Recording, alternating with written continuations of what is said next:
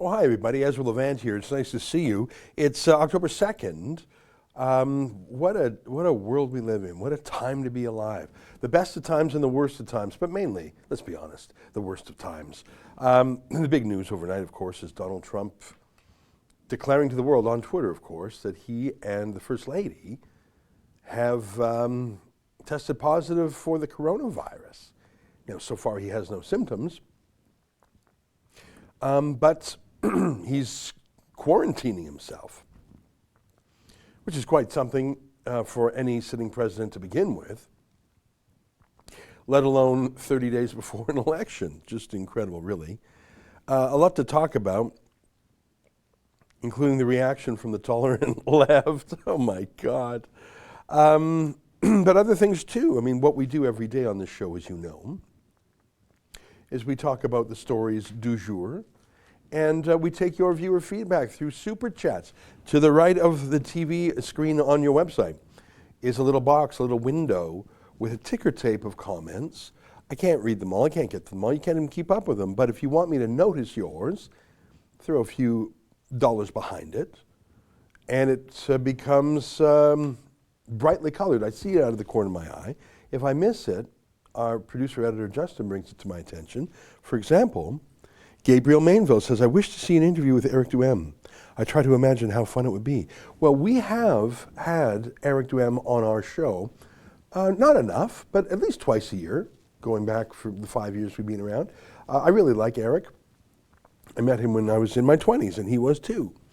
We both worked on Parliament Hill at the same time. I worked for the leader of the Reform Party, Preston Manning, and he worked for the leader of the Bloc Québécois, Gilles Duceppe. Isn't that funny? Isn't that a small world?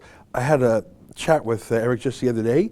That's when I learned he's back at Radio X, Choix FM, in Quebec City. I'm very concerned about Choix FM. It's the most liberty-oriented radio station in Canada, far more so than anything in English. And it's been a skeptic on the matter of the lockdown. And so it won't surprise you to know that the government wants to censor them in various brutal ways. I support them morally. I don't know what else I can do, although I have some ideas. And I should tell you, I don't know if I mentioned this to you, but I'm going on Radio X. Jeff Fillion has invited me to be on his show to talk about censorship and freedom. So I'll be on next week. Now, I don't speak much French. My French is terrible. It's grade school French. But I'm able to understand French if it's not spoken too quickly. And so what typically happens is that the host asks me a question, I answer en anglais, and then the host quickly translates. I try to keep my answers brief and my language simple. So it's sort of works, but it's not great to go on a French language radio station and not speak any French. So I'm looking forward to appearing on Radio X, and I've been on Dominique Moret, his successful show there, and of course I'm good friends with Eric. Although I haven't kept in touch with him, so maybe I'm not as good a friend as I wish I were. We got things we can talk about, some of the Trump reactions. Do you have some of those, like some of the blue check mark wishing him death, even here in Canada? Of course, especially here in Canada, the Schadenfreude, as the Germans say. I mean, here's one here from Jonathan Kay. Dear Americans, I hope your batshit president makes a full recovery before losing the election.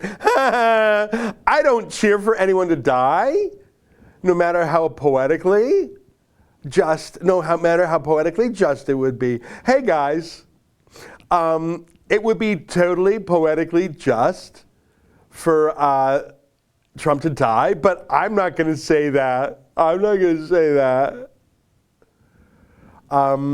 And then Omar Moualem, who's another journalist in Canada, both with blue check marks. Did you remember to send your condolences to the Bin Ladens, John? Comparing Trump to the terrorist leader of Al-Qaeda. To which Jonathan replies, after he died, I sent one of those baskets with food and stuff. And the basket looks really big, but then you see that it's 80% straw on the bottom. I never got a note from them.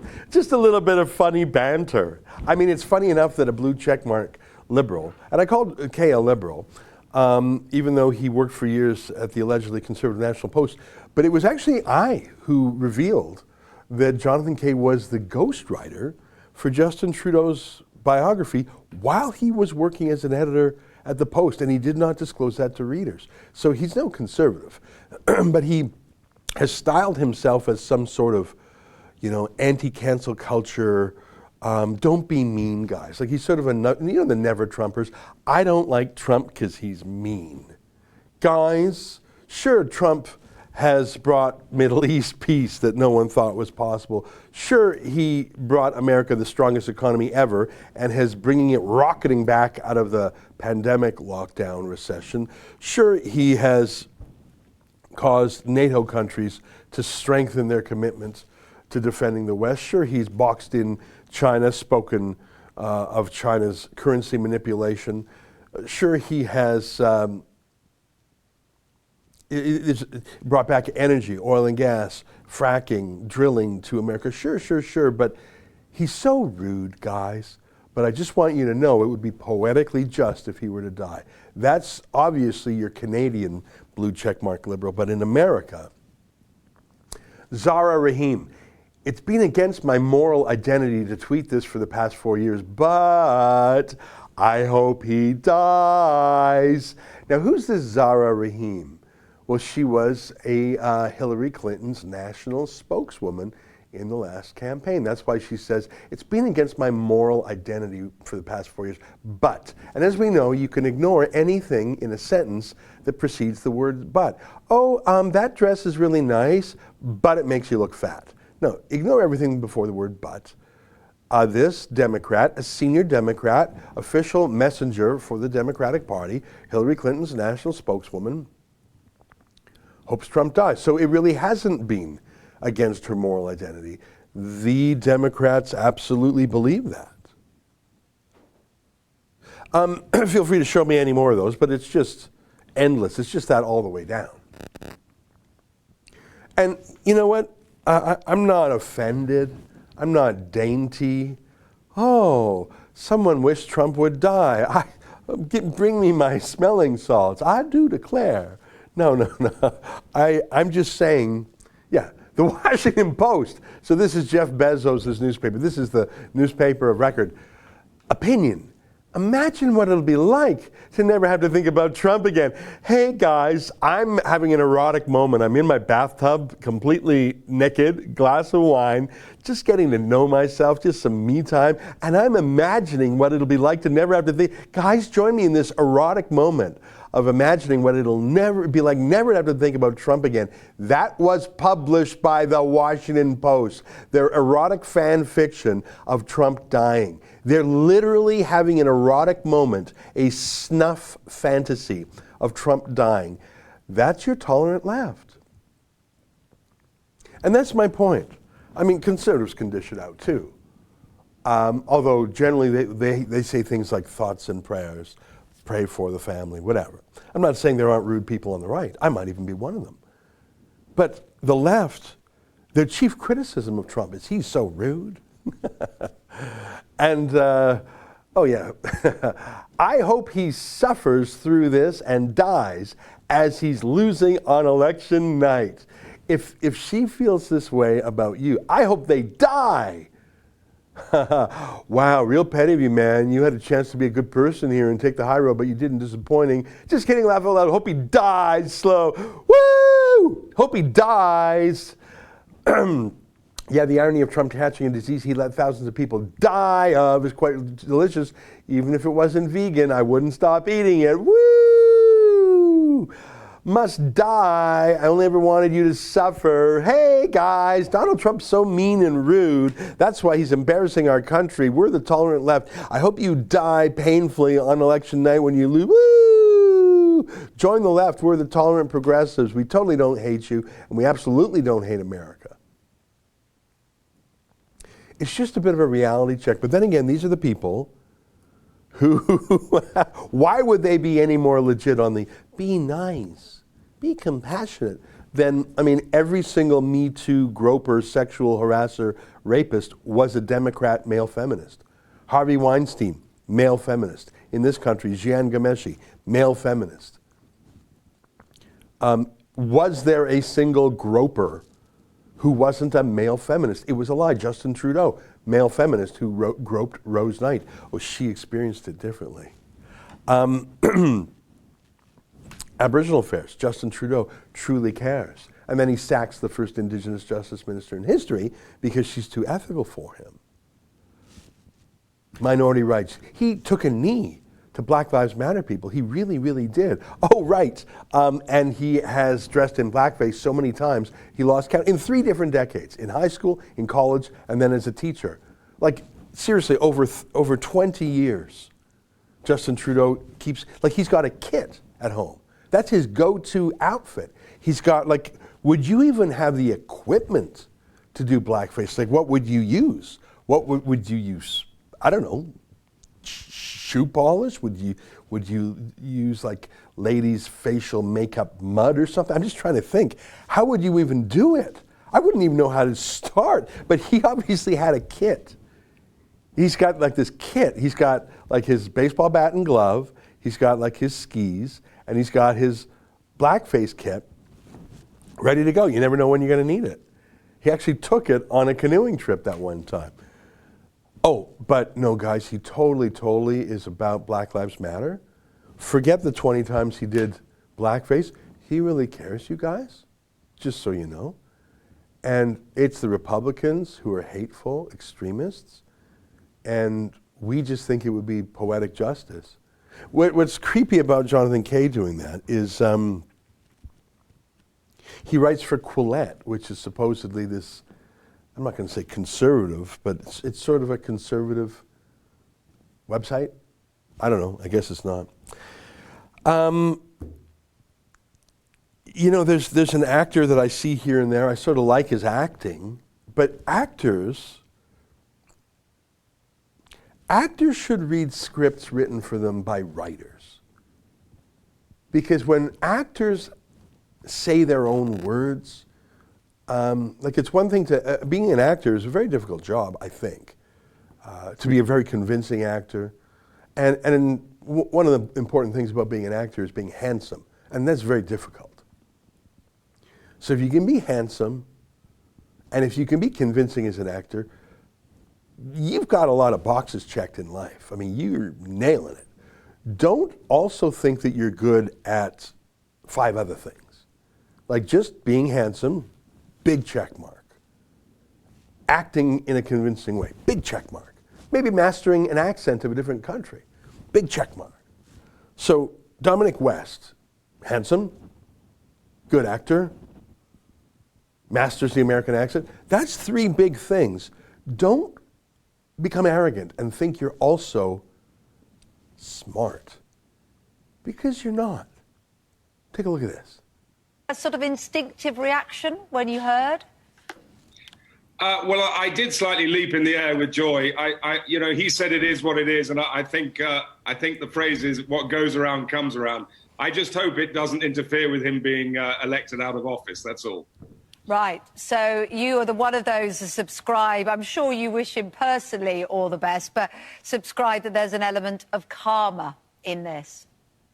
Well, there's an element of Schadenfreude, I suppose. I'm not a fan of his, as you probably tell, and I just hope Biden stays healthy and gets the presidency as quickly as possible. I think Trump is a catastrophe for America and for the world. Well, you know, I like that actor. I didn't know his name until now. But I got to tell you, I can't look at him in a movie now without remembering that smirk in his... I got to know him in American roles when he had a pretty good U.S. accent. Now I'll just remember this smirking foreigner who was given the opportunity, you'll notice there, to wish him well. The host said, "Oh, you don't really mean that. You're just talking about karma. But would you like to wish him well?" No, no, he didn't, and he wouldn't. He acknowledged it's Schadenfreude, which is the fancy German psychological word, which means taking joy in someone else's misery. Schadenfreude. And they weren't going to, the hosts there weren't going to stop him. The glee there. These were the people who were full of tears when Ruth Bader Ginsburg died at age 87 a couple weeks ago. They were deeply compassionate people, and how dare Trump not follow her dying wish to appoint whoever they wanted to the Supreme Court, and have they no compassion, and have they no morality? Oh, Trump might die? Woo, party! No, you don't really mean that, do you? Yeah, woo, Schadenfreude. I actually do mean that. Oh. The thing is, although anyone who watches that clip might think, I won't be able to imagine, I won't be able to get, like the whole thing about fiction is you get into a suspension of disbelief. You, especially with good actors, you forget that you're watching acting and you believe that you are just watching a story. But when an actor is so branded as something, I was watching Curb Your Enthusiasm last night, and Jason Alexander, the actor that plays Costanza, part of the theme of this episode was he can't get any work as any other character because to the whole world, this actor is always Costanza, because that was such a colorful character, a flavorful character of Seinfeld so many years. How could he move on from that? That's called being typecast. But that's one role that's defined him. But the thing about Dominic West I just saw there is he's not typecast anymore. I just know too much about him as a man now that I can't get into the suspension of disbelief. I can't get into the romance of a TV show or a movie where he's in, because I can't believe he's this character or that character, because it is on the front of my mind now that he's the asshole who with a smirk wished Donald Trump death. And when he was given an opportunity to correct that, said, no, what do you mean, mate?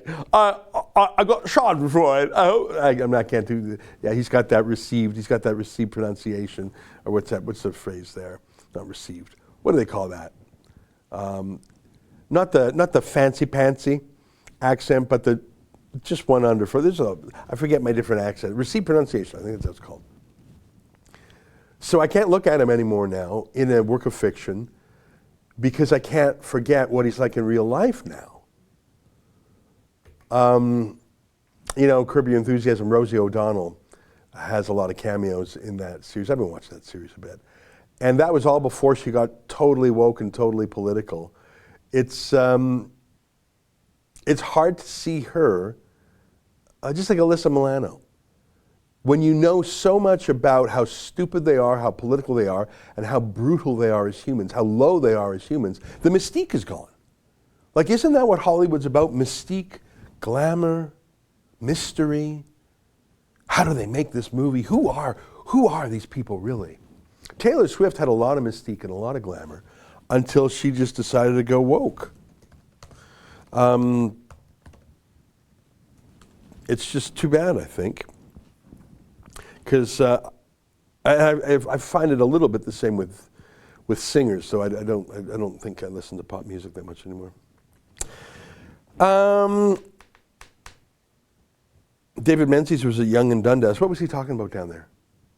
The big rally is in Premier Mode. Oh, so when's that coming live? So was that the big rally on the weekend? Yeah. Okay. And how long is this video we've got? It's a really big one? 17 minutes. Okay, thank you. I have on my, so. Okay, thanks very much. So I every day, Justin, our editor-producer, gives me a list of things he thinks I might want to talk about on the live stream because I've been tweeting about them or we're working on them. And Trump COVID reactions, absolutely. Dominic West, that made me very mad. And I see on here it says David Young and Dundas. And that didn't ring a bell because we are premiering that, and that goes live at 1 p.m. So I'm not going to stay late on today's show. I'm going to get right off. I might even leave a minute early so people can switch over. That I've seen some outtakes of that video. I've seen some little clips. I have not seen, say, it was 17 minutes, the whole video. It sounds like an amazing video. I saw clips. It looked like a great time. I actually wish I had been there. I was sort of free on Saturday. I wish I had been down there. It looked amazing. So may I invite you, as soon as this live stream is done, click on over to the premiere we're having of David's new video, which they've been working on. I guess they've been working on for 5 days. We have a sneak peek? Yeah, let's take a look at the sneak peek. Let's take a look at the sneak peek. Folks, tell me, what do you make? Like, technically, this is an illegal gathering. Yes, it is. You're all potentially on the hook for an $880 fine. The organizers could be fined up to $100,000, but you're not afraid to come here, sir. No. Oh, you said try it? Yeah. Try me. Freedom is way more important. Freedom is priceless. It's priceless. Yeah. We're not pushing, you know, if someone's wearing a mask, that should be their freedom to choose if they want to wear a mask. Napoleon said, the world suffers a lot, not because of the violence of the bad people, but because of the silence of the good people.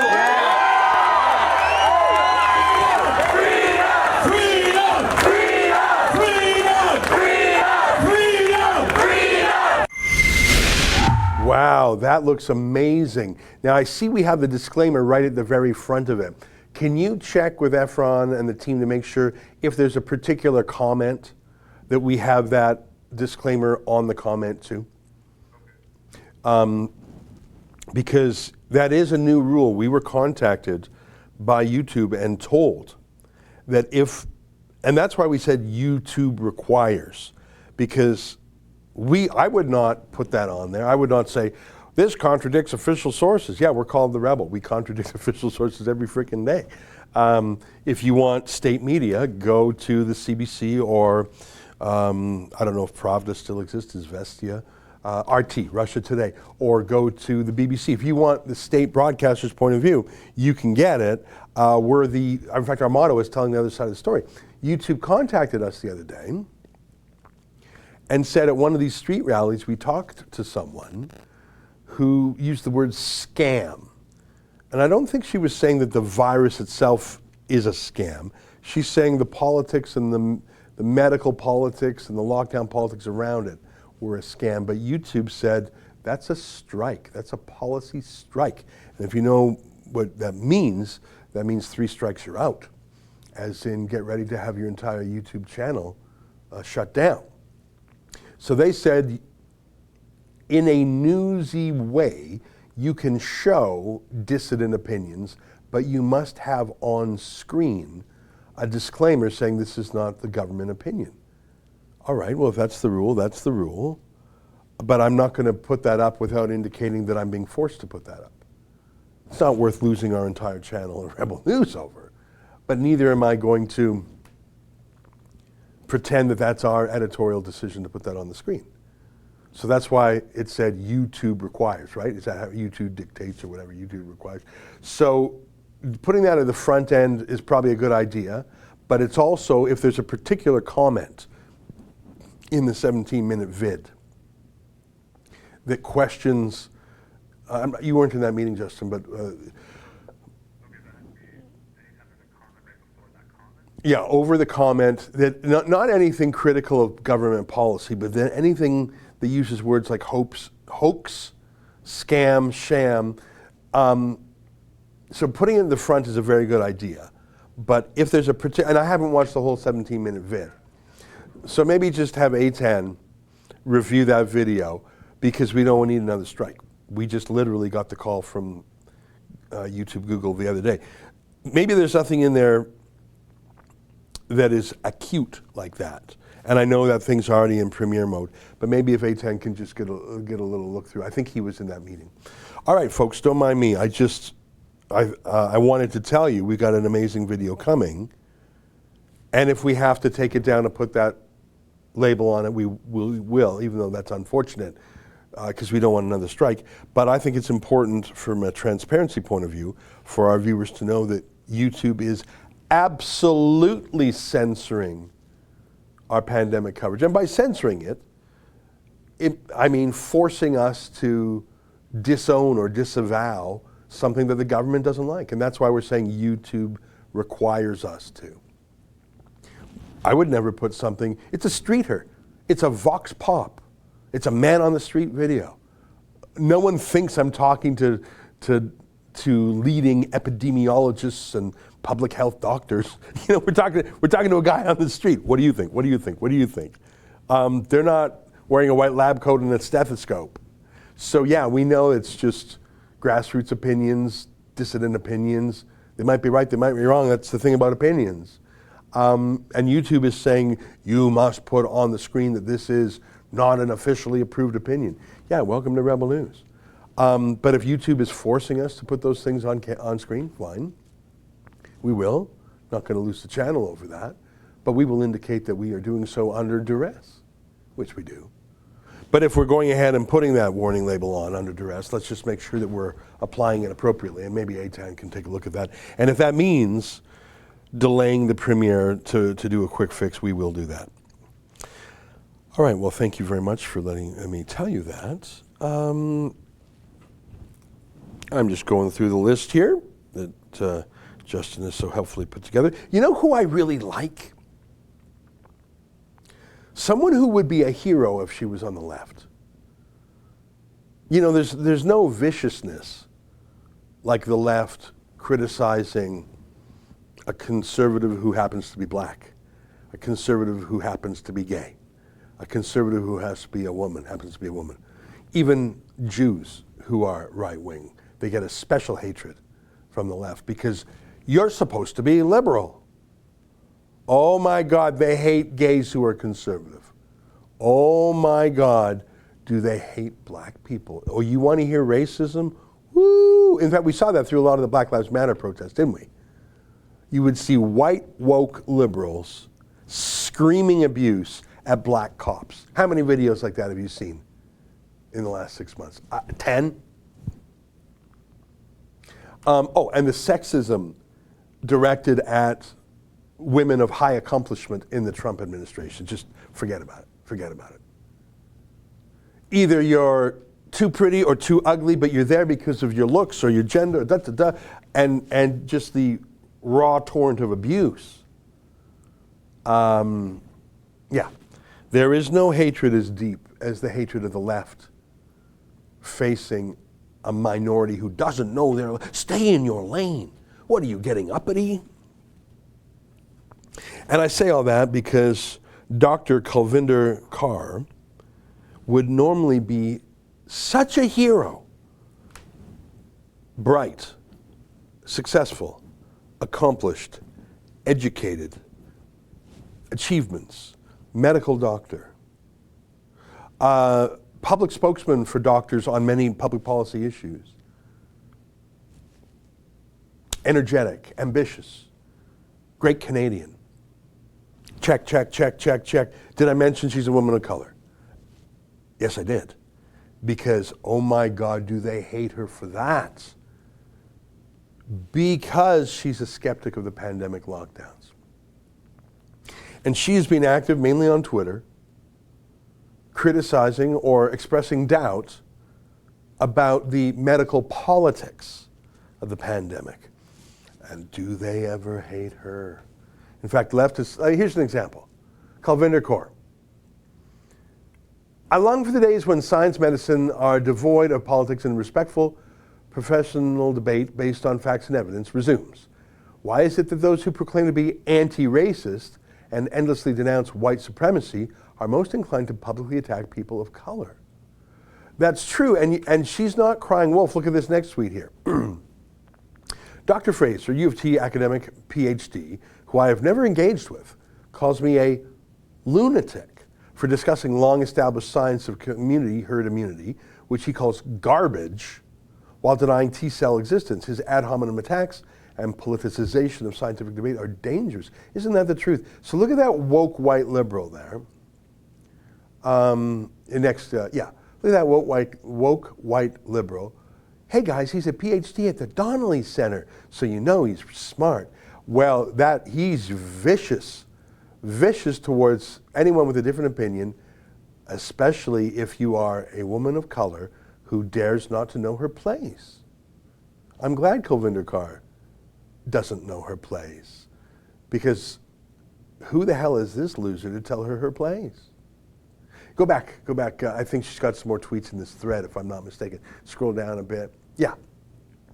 Dr. Fraser's ad hominem attacks continue. He seems to be projecting and ignorant of the fact that it is he who is the immunity denier, attempting to discredit decades of long-established science. It is tragic that this is academic level of acceptable scientific discourse at U of T. Yeah, click his tweet there. It's bad enough when people with no training clutch to discredited nonsense like herd immunity. Oh, is it discredited? If he does say so himself. For someone that claims medical training to say this, you may as well say gravity doesn't exist or that the earth is flat. Hey, Andy. Hey, Andrew. We'll all pass on your message to this doctor to shut up because you haven't heard of herd immunity. There's this little country called Sweden, mate. Why not Google it? So yeah, I'm for Calvinda Kaur. We have reached out to her a number of times in a number of ways, looking to interview her. She has not done any interviews that I've seen, at least not on video, which is too bad. Hey, we got a lot of super. Why don't we do that? Sorry, everybody, I sort of forgot about that. We've got 19 super chats. Let me catch up. Laird Kintyre, $2. I'm not worried. President Pence, not a bad thing. I like Mike Pence too, but he's no Donald Trump. And I don't think Donald Trump's going to die. In fact, I don't think he's even going to get really sick. Let's see if I'm right. Great Informer, $2. They tried the same thing with Boris and it failed. Yeah, Boris was in a pickle. Yeah, it failed too. He came back. Now, he came back, I think, psychologically changed by it. He's just an absolute maniac with the lockdowns now. I don't think that'll happen to Trump. Great Informer, $5. I wouldn't be surprised if Trump getting COVID was a deep state hit job on him. Trump probably saw this coming and took precautions. He'll be fine. Well, we know he was taking hydroxychloroquine before, but it might be a deep state thing on him. I don't think so, but we know for a fact that it's from China. Can you get me the editor-in-chief of Global Times? That's a Chinese state newspaper. I think Hu Xijin is his name or something. I retweeted it with a comment this morning. So the Global Times, there's a lot of media in China. When I was last in China a dozen years ago or so, I flipped the TV channels. It was remarkable. CCTV, that's the name of their state TV channel. There's like 10 CCTV channels. I don't know if they all have different names now, but it was all the same company. You just keep flipping the dials, the same company. Of course, it's the Communist Party. Yeah, People's Daily. There we go. Hu Xijin. President Trump and the First Lady. Can you take a screenshot of that if you think it's been deleted? President Trump and the First Lady have paid the price for his gamble to play down the COVID-19. The news shows the severity of the U.S. pandemic situation. It will impose a negative impact on the image of Trump and the U.S.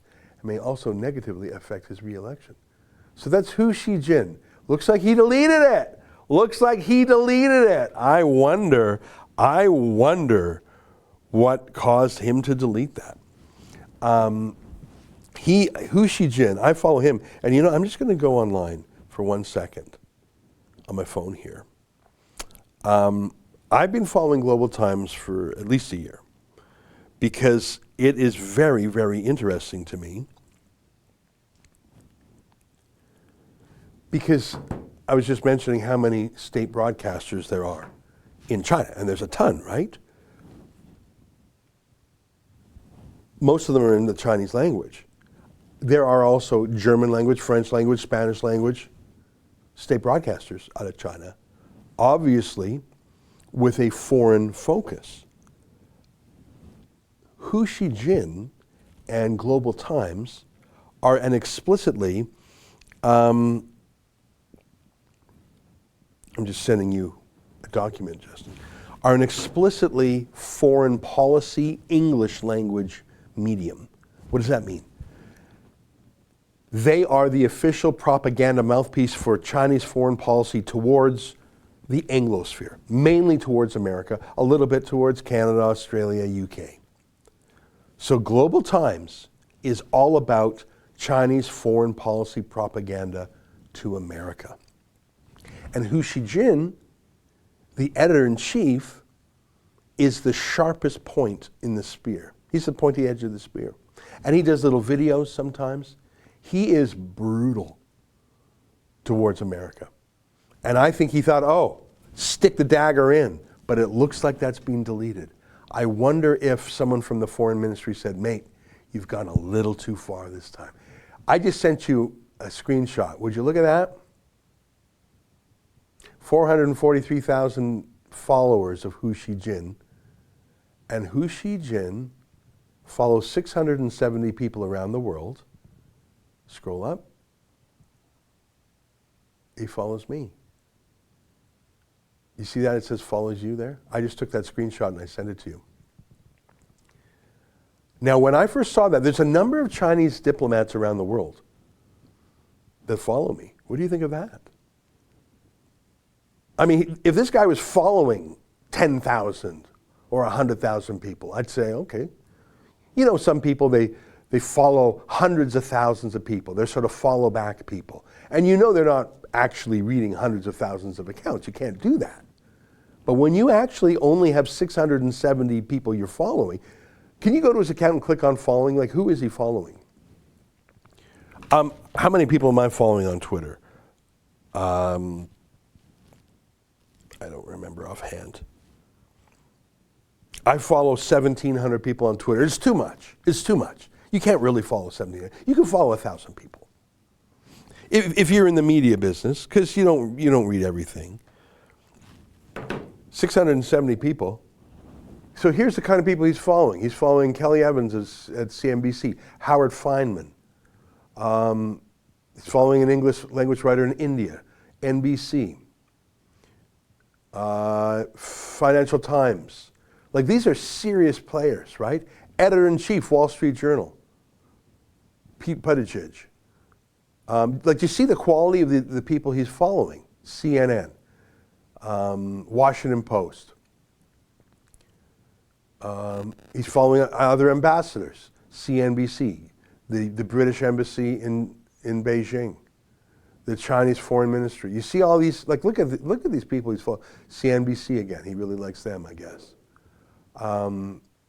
Reuters. Like, this isn't just blue checkmark, it's blue chip. Nicholas Kristof, New York Times. CNBC again, he loves CNBC. My God, he's following every single person at CNBC. I wonder if they're a Chinese asset. He's following diplomats there, and he is following little old me in little Canada. I find that very interesting and slightly terrifying. Bloomberg, Australian. You see what I mean? He follows diplomats, and he follows journalists in the Anglosphere, including some in India, where they speak English. The Economist, Wall Street Journal, Embassy in Russia, BBC, of course, South China Morning Post. All blue check marks, almost all. Wall Street Journal reporter in China. So he keeps a close eye. AFP, it's a wire service. And he follows me. Part of me thinks that is a opportunity. Part of me thinks that's a threat. I was thinking, there I am. You see that? He follows me. He also follows the Canadian state broadcaster. Do you see that, CBC Katie? Thanks. You can shut that down now. So what would you do if the chief foreign policy propagandist, really the Joseph Goebbels of China, was following you on Twitter, and not just following you amongst 100,000 people, but one of 670 opinion leaders in the world? I thought about blocking him. I thought, I don't need this guy tracking me. But I decided not to. I thought, no, you know what? I talk about China a fair bit. Let him see. Let him see. I just want to let you know that I am in good enough health. You know, I'm too fat, obviously, but I am not suicidal.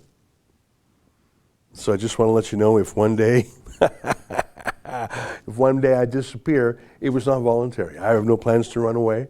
I have no plans to kill myself. It just ain't gonna happen. So if I get into trouble, folks,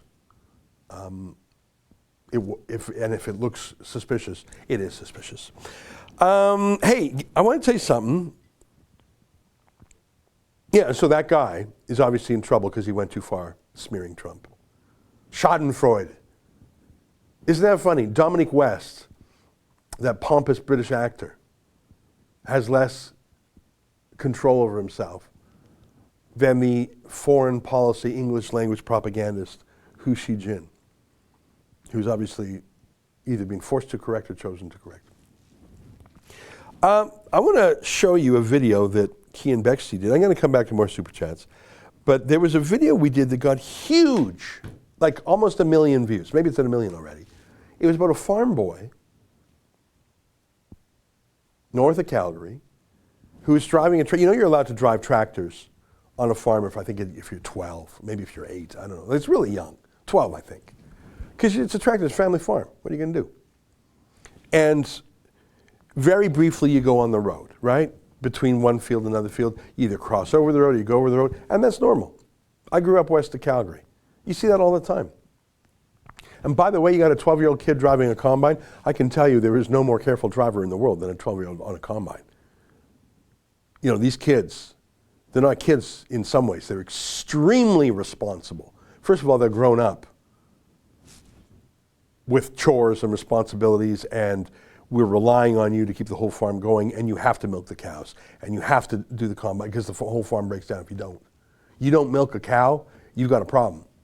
So these 12-year-old kids driving these combines are the most conscientious drivers you'll ever meet. So this youngster, I think he's 17 or 18, he's driving his combine. He sees there's this big traffic jam on the road. All right, goes in the ditch, goes around it. No. The cop said, oh, he's evading us. Drunk driver. What? No, he's not. He's driving a car. Drunk driver. Get out of your car. We're having a check stop. He doesn't know what a check stop is. What are you talking about? So they beat him up. Huge story by Kian. Maybe it hit 1 million views. So Kian went back up there because there was some good news. Here, can I play this? I'll come back and I'll do the Super Chats afterwards. Oh my God. The way I see sheriffs, like the Alberta police force, I definitely see that in a different way now. Like, it scares me now whenever I see a sheriff. I don't have much respect for them now because of what they've done to me. You may recall the story of Jeremiah Lusing. He's a young farm boy in rural Alberta who was pulled out of his tractor by his neck, pushed onto the pavement, and given scars that he has to this day. He was also punched in the face by Alberta sheriffs in an act of police brutality that is rarely seen in Alberta. Problem is, regular social justice warriors, folks who are opposed to police brutality, they weren't really interested in this case because Jeremiah was a white farm boy from rural Alberta. He was a Catholic. He doesn't fit the bill that Black Lives Matter really is interested in today. But police brutality of any kind is a problem. And this, what happened to Jeremiah, was particularly egregious. The news today, well, the government of Alberta, their prosecutors, have dropped all charges against Jeremiah and the charges that were ascribed to his brother. I spoke with them today at their farm. They took a few minutes out of their harvest to speak with me about what went on and why they think the charges were dropped. Well, I'm sure they saw the situation I was in and everything that happened to me. And they, all the support I'm getting, like from Rebel and everyone else. And that's mostly one of the reasons why they probably thought about dropping it. Because they don't need all this trouble, especially when the court date comes. These are really great folks out here. They're doing great work, feeding the country, and they're not at all the type of people that Alberta sheriffs or law enforcement should be prosecuting and giving criminal charges to. And it's really confusing why Minister Doug Schweitzer, who was then the Minister of Justice and the Attorney General for Alberta, didn't immediately throw out these charges. It took Minister Casey Madu, the individual who replaced Minister Doug Schweitzer as Minister of Justice and Attorney General, to have these charges completely thrown out.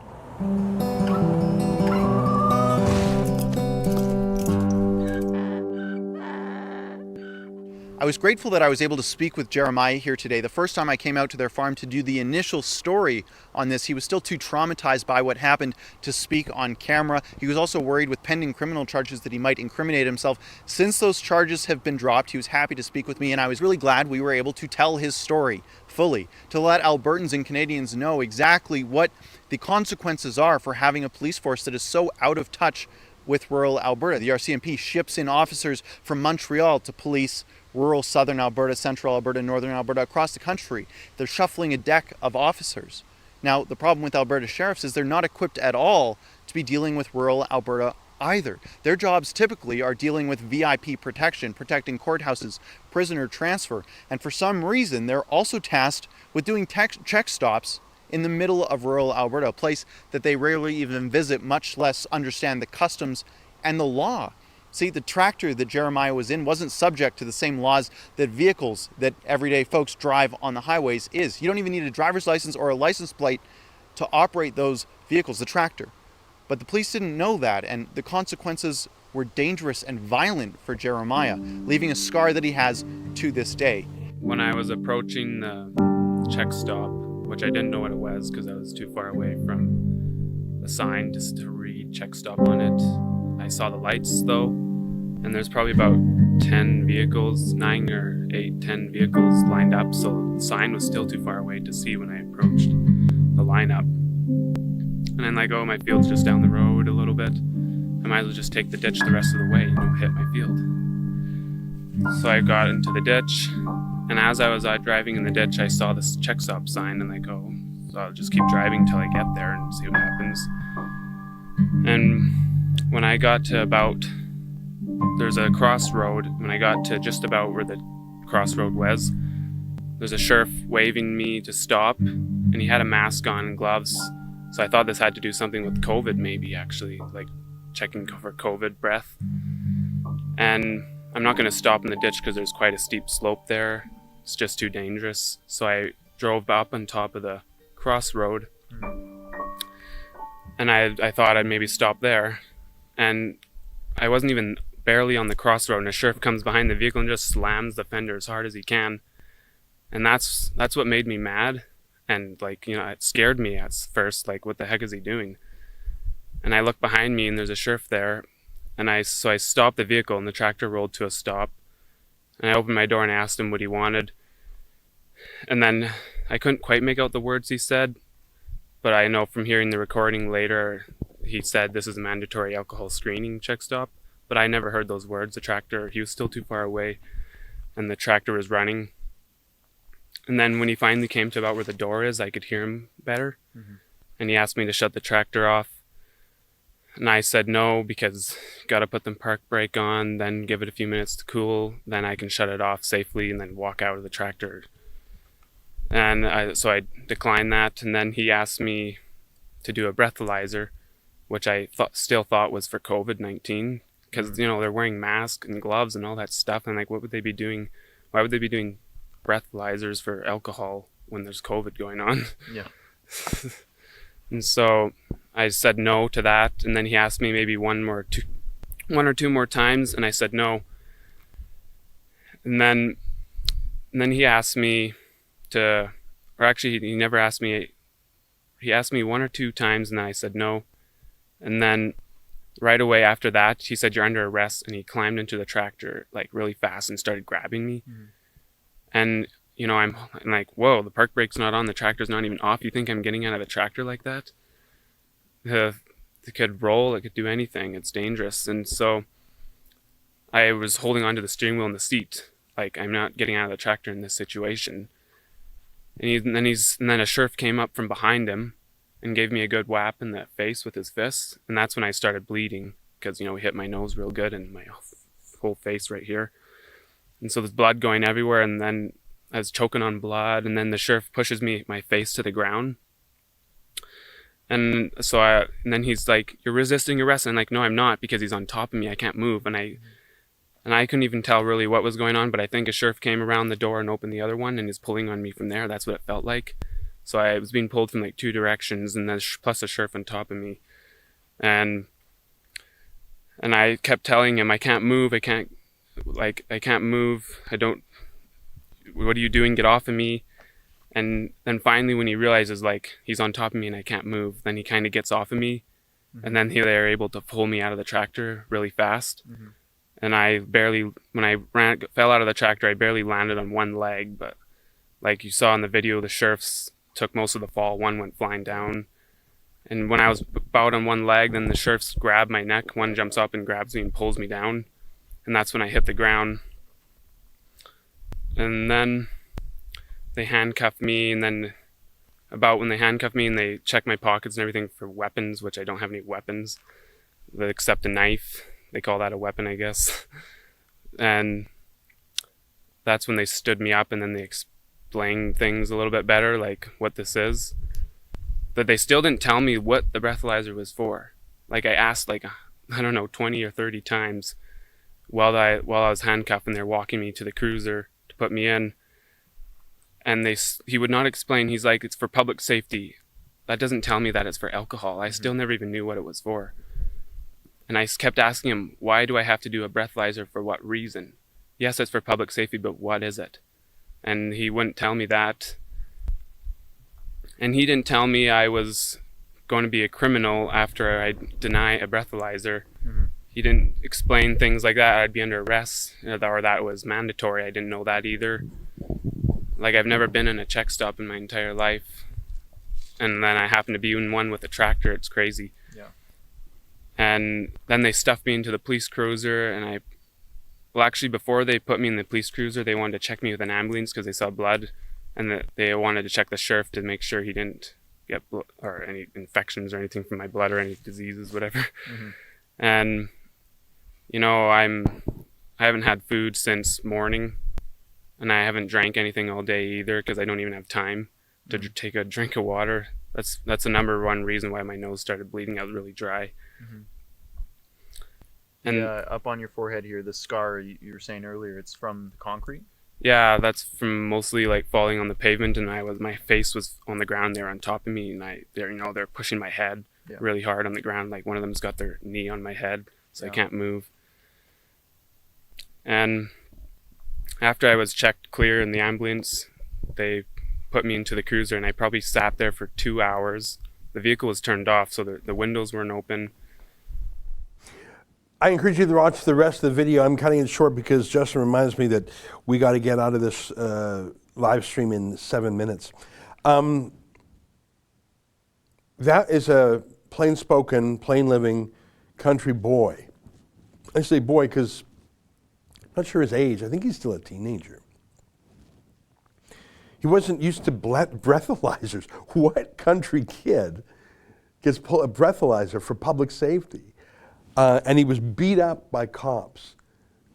Unbelievable. I mean, as so many people these days say, I grew up as pro-cop as was possible. But day after day, maybe it's the age of social media where everyone has a cell phone so we see everything. But beating up a farm boy because he wants to get around your stupid traffic jam, and then take the breathalyzer. What's it for? For public safety. No, what's it for? It's for public safety. I don't think he knew what it was. I mean, he comes across as less worldly than someone in the city. Yeah, he's a country boy, farm kid. Why are you beating him up? You know, the cops have dropped the charges against him. I know what I would do. I would prosecute the cops. That's me. This guy seems like he's from a gentler family than that. All right, let's whip through those super chats. I'm sorry I let them slide. I'm just scrolling back up here. Lee for Japan, 610 yen. Hello, U.S. President Trump used COVID-19 instead of China virus in his tweet. Do you think it is any political message or something else? I find he uses China virus when he wants to take a jab at China. Remember, he didn't start that. That was his reaction to the Hu Xijins of the world saying the virus is an American plot. That's when Trump started poking back. It's easy to understand Trump. Tit for tat. You're nice to him, he's nice to you. You're mean to him, he nukes you. But he's also quick to reconcile. I remember when Carlos Slim, the owner of the New York Times, flew up from Mexico to sort of patch things up. Trump greeted him hospitably. That détente didn't last. But Trump is always happy to turn an enemy into a friend. Look how he worked with Kim Jong-un. Debbie Hannish, $20. Aaron O'Toole's cured and in the house. Yeah, listen, I don't even know what it means to test positive. That's a case. Does that mean you're sick? I see Melania Trump tweeted she has mild symptoms but is expected to fully recover. Yeah, as 99 point something percent of people do. Mark, $5. He says, shut up, man, and Trump has no plan. That's Biden. He can tell the color of your skin just based on the vote you've been put in. That's a Biden. I guess you have to sing that. That's some more, eh? Bernard Hutchinson, $7. Why are positive tests for the woohoo flu being cast as death sentences? It's ludicrous that the government and mainstream media goes nuts over this. It's nuts. The city of Toronto has changed their statistics page. For 6 months in a row, it was outstanding. It was my favorite statistics page in Canada because it was so detailed. And with a glance, you could see the death toll, which would go days or weeks without a single person passing away in the mighty city of Toronto, largest city in Canada. But they took those graphs away. You've been to this page with me and Justin before. Look, they've just taken it all away. So, for example, you can still see how many people have died. And the answer is, let's just see, where is the deaths? One person passed away. And I'm very sad that one person passed away. But in the past, you used to be able to go day by day by day by day. You had a chart, a live chart you could see. And using that chart, I showed you that I don't think a single, or maybe one person died in the whole month of September. They've just changed it. Yeah, you won't even find it, Justin. You won't find it. I actually think it's because of our live stream. Like no one else goes to this page. So we would talk about it every day, and after 6 months they decided to change it because they didn't want to talk about how few people were in hospital or how few people died. They want to talk about cases. So that's the government obscuring the truth. Brendan Hollingsworth, £5. You need to watch Dolores Cahill and Vernon Coleman. Keep up the great work, Ezra. Okay, I don't have time to do that right now, but if I do, I'll take a glance. Timothy Powell, £10. Thank you. Thank you, Timothy. Gabriel Mainville again. Hi, Gabriel. $5. I never wish any individual death. Even if I don't like him or her, I notice the person I dislike died. I won't cry in front of his or her grave. Yeah, you know what? It's perhaps tempting for people who are emotional to mouth off. You know, I didn't see a lot of people on the right being gleeful that Ruth Bader Ginsburg passed away. I just didn't. Tell me if I'm wrong. But my God, the glee and the death wish, the death lust of the left is palpable. Mark, $5. When Trump's immune system beats the China virus, will his immune system then be considered systemically racist? Yeah. Well, I hope he pulls through completely. I hope he has no symptoms at all. Maybe he's on hydroxychloroquine. I don't know. Muzzleflash, $5. Hi, Ezra. Are university professors committing high treason by indoctrinating these students in Marxist communist ideology? Obviously not from a legal point of view, but they are undermining their own civilization. BB705, $10. Hi, Ezra. Thank you for all you and your team do. I live in Toronto. I wear the mask because I have to, working with vulnerable people, but I don't want to at home in my apartment building. Any advice? I don't think you have to in your apartment building. I don't have the bylaws in front of me, but if you go to... Justin says he thinks we do in the common area. I would say two things about that. Number one, check the bylaw. You can find it at maskexemption.ca. Number two, you might have an exemption. So that's what I would say there. I can't give you legal advice right now, and I don't have the bylaw in front of me. I'm sorry. And I'm not in a position to give you legal advice. I'm not a practicing lawyer. I haven't been a practicing lawyer in over a decade. We have lots of lawyers. Maskexemption.ca was compiled by a lawyer, so I recommend that site to you. Troy S., $50. Troy, that's friendly. Thank you. I mentioned to you about Rumble, and you said you did not know what it was. It is like YouTube, except it is not censored as much as YouTube is. Is it possible Rebel might start posting over there? Also want to confirm you started a Parler account. I think I did. I didn't really get rolling on Parler. You know, there's so many social media now. Do we continue to post on Telegram, for example? I mean, let's say we have 100 followers. Is it worth the time and effort to post every video on Telegram? I think probably not. So I don't know about Rumble. The reason why everyone's on YouTube is because everyone else is on YouTube. It's a good platform also, but there's the network effect. I mean, there might be a site that's better than Facebook, but if everyone's on Facebook, no one's going to. Oh, it's 12:59. We got to whip through these. Ryan Chan, $7. Remember when YouTube was free from corporations and governments? Pepper Ridge Farms remembers. Yeah, when Google said they were don't do evil. Kane Enmark, $2. It's my birthday today. I wish Trump well. Me too. Tyler SAB, $5. Ezra, can Rebel get some additional stories on the CCFR and their efforts to overturn JT's illegal gun grab? You guys are doing great work. Thank you. We've done so much on the CCFR. We'll do more. Yuck Food Tube, $5. Donate to Link, not YouTube. They get 33%. They do take 30%. Viking Insane, $5. I find the UK's hatred of freedom and sovereignty disgusting. I lost family in World War II defending them from the Axis powers. That won't happen again. Oh, they've given up their freedom so easily. Unjust on Trudeau, $2. Has Trudeau even been tested yet for the Wu flu? I don't think so. Even though his wife gave it to Idris Elba. I wonder how that happened. Wolfcat Wildcat, $5. How monstrous response celebrated anyone who testing positive. That's the left. Yuck Food Tube, $5. All pigs must die. Well, if that's an anti-police comment, I reject it. Ray W, £5. Thanks, Rebel. You are not overweight, just big boned. Well, I got a lot of bones. I got about 70 pounds worth of bones then. Mark, $2. Dog video, please. All right, perfect timing. Goodbye, everybody. There's one more quick one. Yuck Food Tube, come unheal your smoke wagons. I don't know what that means. Here's the dog video. Watch the dog video. What did you say? Is there anything else? It's from Kathy. And then watch our premiere. So see you later, everybody. Bye.